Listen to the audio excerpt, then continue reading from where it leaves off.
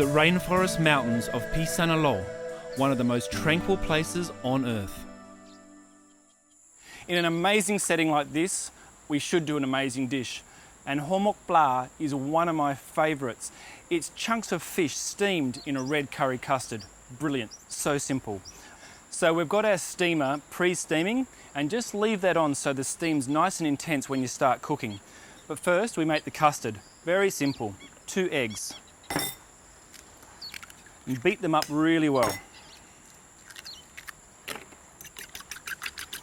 And then to the eggs we're going to add some red curry paste. You can make your own, or a standard red curry paste in the shop is perfect. Just beat that until it's broken up into a smooth consistency. Then add a touch of sugar, not too much, it's not an overly sweet dish.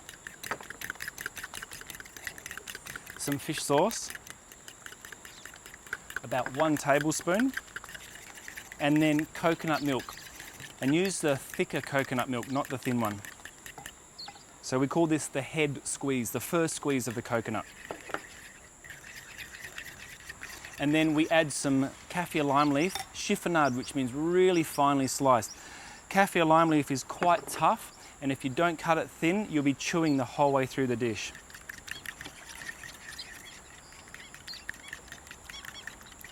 Okay, that's it for the custard. Now, to make the little boat, the little dish that we cook it in, we use banana leaves.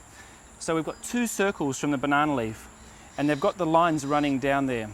Just cross them over, so you've got lines going both ways to give the banana more strength.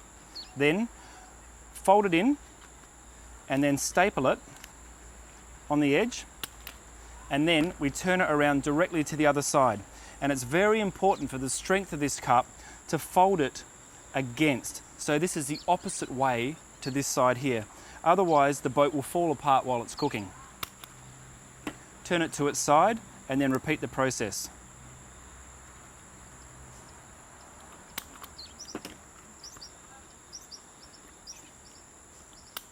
A little bit of manipulation just to form the boat. So then we grab the steamer and put the boats into the centre of the steamer so that the steam goes all the way around them. And then you add your ingredients to the dish. Now you could add cabbage or you could add other herbs. It's really up to you as long as they're soft and cook quickly. I'm going to do 2 different ones. The first one, we're using Chinese cabbage. I've got the lorikeet in the background telling me to hurry up. Now this one here is called noni. It's almost like sorrel, which you can get in France. Very sour, delicious. And then some fresh basil. And don't break it up, put it in whole. Okay, on top of the herbs, we take the fish. Now the fish has still got the skin on because it's a soft skinned fish. If you've got something that's got a hard scale, maybe skinning the fish first. But an oily fish works really well with this dish. So about 4 or 5 chunks of fish into each one.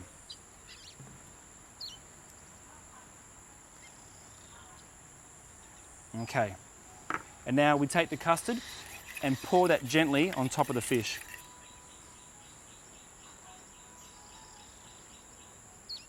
Whenever you're pouring custard into separate moulds, go one to the next and then back and forth. If you go into one first, one of them will get all of the lime leaf that's floating on top.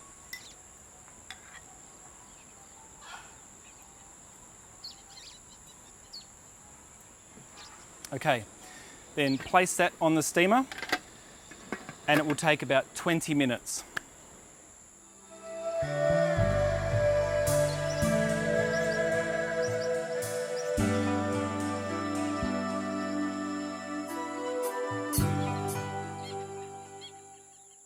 So after 20 minutes, we just check if they're cooked. And the best way to do that is to use a toothpick or a skewer and put it into the centre of the custard, and if it comes out clean, the custard's cooked. We take those out, put those onto the plate, and then to garnish them, simply take some more coconut cream, put that on top. It adds a contrasting colour and it also adds a contrasting flavour.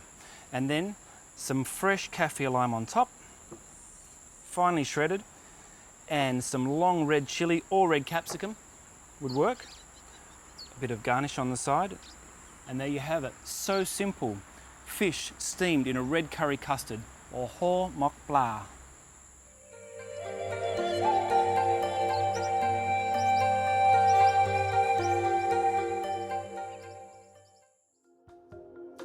If you've been enjoying the dishes we've been cooking on Duncan's Thai Kitchen, why not give them a go at home? I've put pen to paper, and now a selection of my favourite easy to follow recipes from the series are available in the latest cookbook, Duncan's Thai Kitchen. Splashed with crisp, colourful photos and a few simple hints along the way, with this book you will find it easy to create your very own Thai kitchen at home.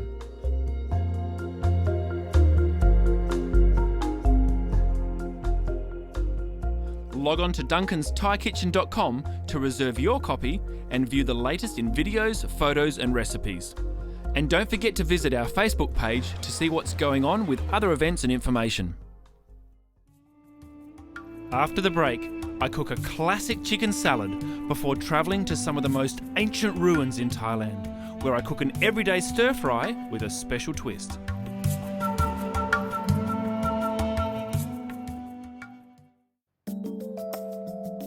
A few hours west, down from the rainforest, I've made my way into the ancient kingdom of Sukhothai, a beautiful city built around the Yom River. The name Sukhothai literally means dawn of happiness. I remember when the amazing flavour of Thai food first dawned on me. It was at age 15 when my brother brought home the most amazing Thai chicken salad. I have chosen here in the first city of Thailand to show you that exact dish. We are here at Sukhothai Heritage, which is in the countryside of Sukhothai. And what's so special about this place is the architecture resembles the ancient cities of Thailand. So the dish we've decided to do here today is a classic Thai dish eaten in Thai restaurants all over the world, laap gai, or a Thai chicken salad. Lots of zing, fish sauce and sweetness. It's a lovely dish. Firstly, we just heat a small amount of water in a pan or a wok. You don't fry the chicken for laap gai, it's always simmered gently until it's just cooked.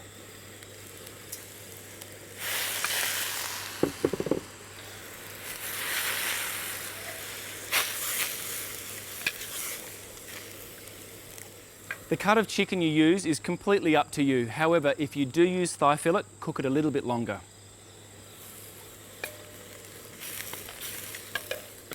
So laap gai is actually a warm salad. The advantage of that is you can mix the salad in the pot or in the wok. So if there's any extra liquid that's come from the chicken, just tip that off and keep the chicken in the pan.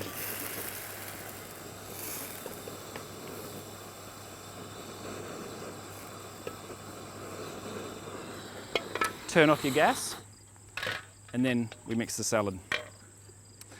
Firstly, add the sugar. Add that while it's warm, and that will enable the sugar to dissolve into the chicken. Then some lime juice, about 1.5 to 2 fresh limes. Some shallot, Thai shallot, about 1 large shallot or 2 small shallots, finely sliced. Some spring onion, 2 tablespoons. And some chili powder. You could use fresh chili or dried chili, completely up to you. In this one here, with the dried chili, about 1.5 teaspoons. Give that a mix.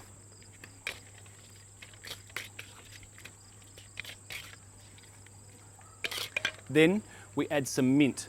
With the mint, just pinch it and break it into pieces. A little bit more. And then some ground toasted rice. You can buy this from the Asian grocers, or you can make it yourself. Just toast the rice in a dry pan and grind it in a mortar and pestle. Finally, some fish sauce to add the salt to balance with the acidity of the lime and the sweetness of the sugar. About 2.5 tablespoons. One last mix and then we can serve it. With laap gai, serve it with Thai jasmine rice. The fragrance of the jasmine rice complements this dish perfectly.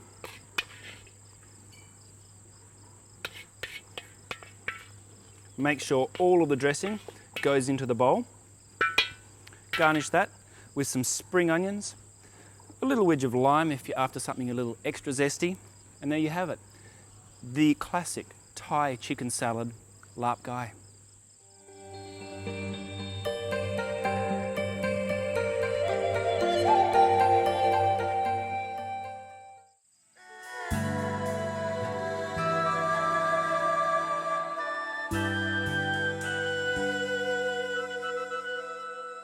We're here in Sukhothai.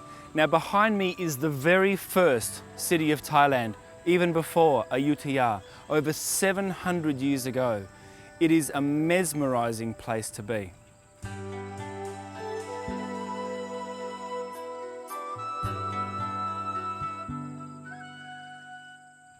I'm going to cook today khao pat platu, which is fried rice, using platu, which is one of the most commonly eaten fish, a little mackerel that have been steamed.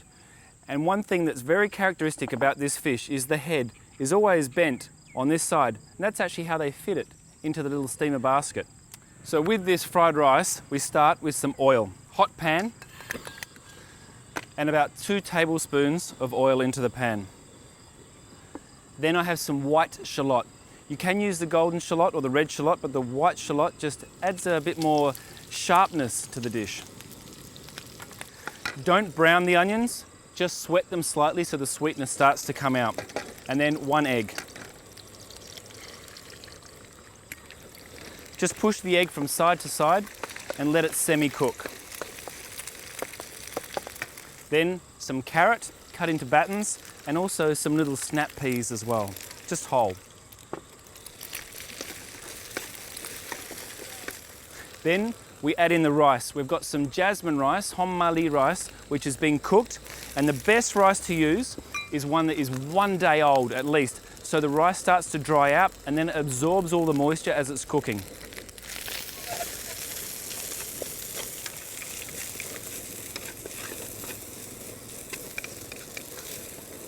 A fried rice should be done quickly so that it retains its colour. We don't want any burnt colour from the bottom of the wok.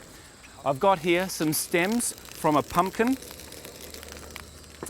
some spring onions, Chinese cabbage and bean shoots.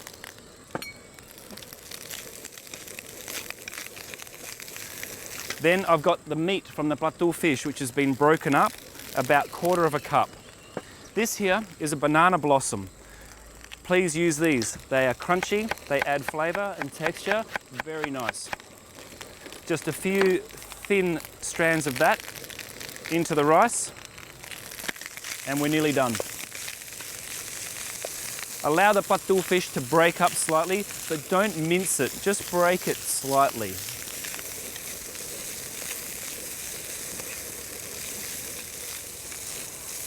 Okay, now to season this dish, we've got about 1 teaspoon of brown sugar,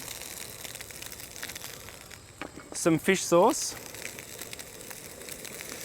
and just a little bit of oyster sauce as well. About 1/2 tablespoon.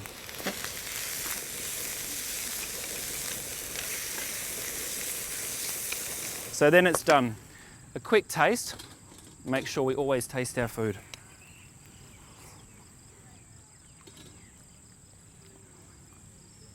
It is almost as good as the amazing structure behind me. It's perfect.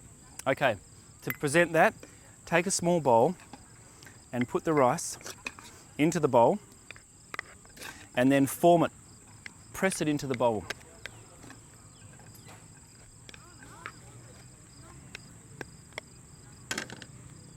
Take your presentation bowl upside down, flip it over and remove that one there. Garnish with some fresh cucumber and some spring onions. Simple and delicious. We have here khao pat platu, or fried rice using platu fish.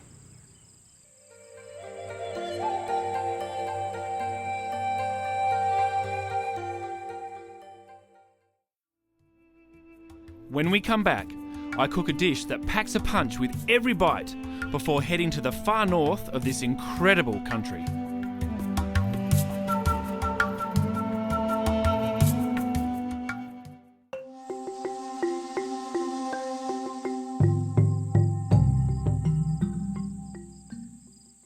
Sukhothai, in the north of Thailand, under these amazing rain trees. We're right next to the organic farm. I'm going to cook now miang kham. Now the word miang kham, miang means something that's small, wrapped up, bite-sized. And the word kham means bite-sized. So you might see a lot of things around Thailand with the word miang at the beginning, and it's something that you put together, place it into a wrap, and then pop it into the mouth. This one here is the most traditional of all. And the first thing we need to do is make the sauce. The sauce for miang kham is very sticky, very thick. So make sure you reduce the sauce until it's almost like toffee. Firstly, some water. And then into the water, we break up some sugar. Now we went to the market this morning and I spoke to one of the locals. This is pure cane sugar. And this is what the people who make miang kham sauce in this location only will use this particular sugar. We put 3 pieces of that in there, about 80 grams. And then some shrimp paste. Shrimp paste, we all know, very strong, very high in perfume, but it adds a flavour that's so unique for this sauce. Then some tamarind pulp. To make your own tamarind pulp, just put some tamarind pod into some warm water and squelch it around until all the flesh comes off the seed.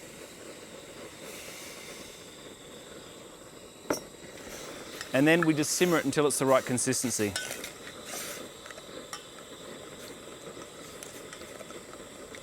While that's cooking, I'm going to make the ingredients for the miang kham. Now, firstly, the leaves. These leaves are called beetle leaves, but you also see them in Australia as pepper leaves. And they actually grow on a vine. They grow everywhere in Thailand. You can pick them up from the side of the street. They're a very firm leaf, but easy to chew. But because they are firm, it's really easy to make the miang kham. I like to put them into a little fan, just like this, and put them on the side of the plate. Then, next ingredients, we have some toasted peanuts, and again, just sprinkle them onto the side of the plate. Some dried baby shrimp, again, next to the peanuts. Whenever you're putting something on a plate like an antipasto or something like this, always think of your colour combinations. Don't put green next to green and white next to white. Mix them up so it looks more beautiful on the plate. We have some red chilies.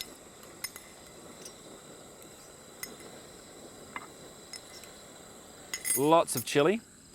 And some desiccated coconut that's been toasted in a wok, dry toasted until the colour really comes out. Just checking the sauce. Still got a few minutes. Then some lime. Now this is what's really unique about miang kham. The lime we cut with the skin on, don't peel it.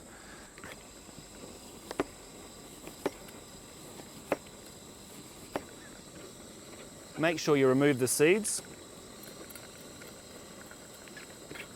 And then dice it into about 5mm squares.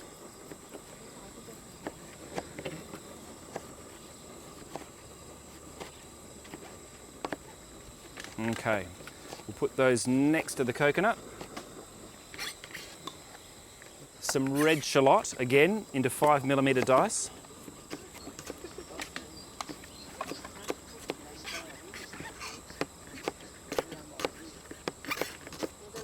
And onto the plate. And then finally, the last thing, some fresh ginger. Make sure you get young ginger, it's much more tender.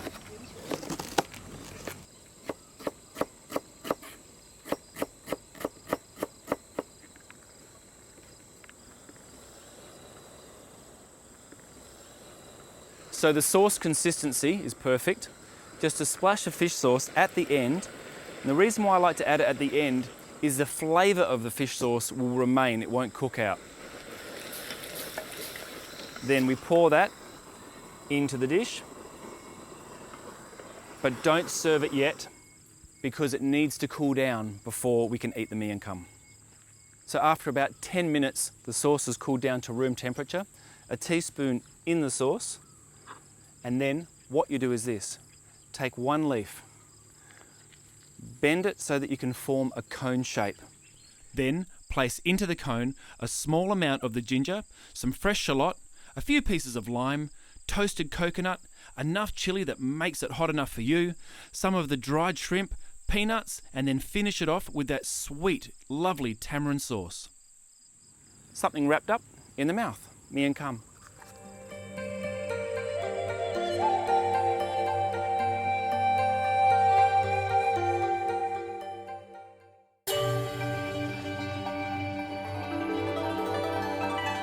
I have made my way to Chiang Mai, the Rose of the North.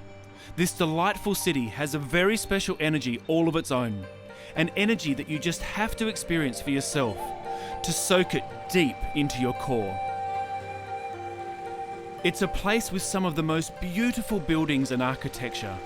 Teak wood is everywhere you look, which gives it the unique character that Chiang Mai is known for. On every corner, there are shops selling handmade jewellery, clothes and bags. There are stone-carved statues spotted throughout the city. In fact, the image of this one is now a permanent fixture on my forearm.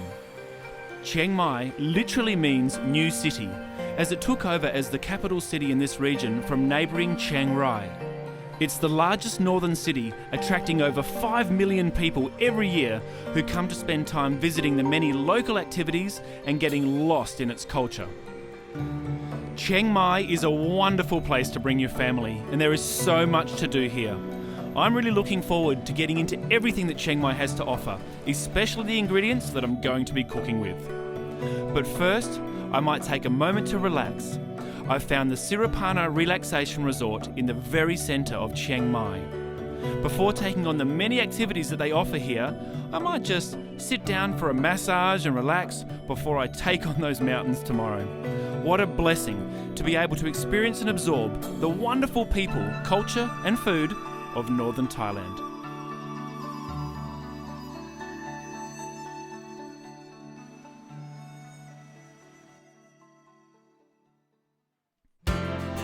Next week, I head to the highest mountains in Thailand to cook with a very special guest. I cook some great local Chiang Mai delicacies that showcase some of the culinary influences from the neighbouring country of Myanmar. We'll see you then.